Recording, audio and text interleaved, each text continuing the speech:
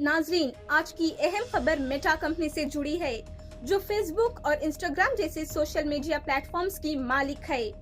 कर्नाटक के वजीर आला सिद्धरामैया ने फेसबुक पर कन्नड़ा जबान के गलत तर्जुमे पर सख्त नाराजगी जाहिर की है।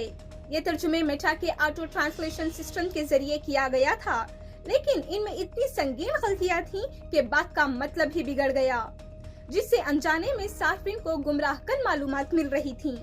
सिद्धरामैया के मीडिया एडवाइजर केवी प्रभाकर ने 16 जुलाई को मेटा को एक ईमेल लिखकर इस मामले पर फौरी कार्रवाई का मुतालिबा किया।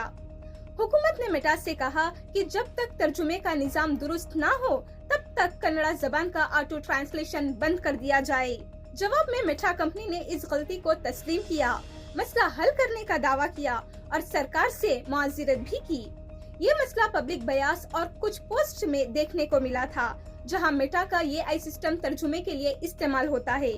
इस मामले के बाद सोशल मीडिया प्लेटफॉर्म्स पर मुकामी जबानों के एहतराम और ये आई टेक्नोलॉजी की जिम्मेदारी पर बहस छिड़ गई।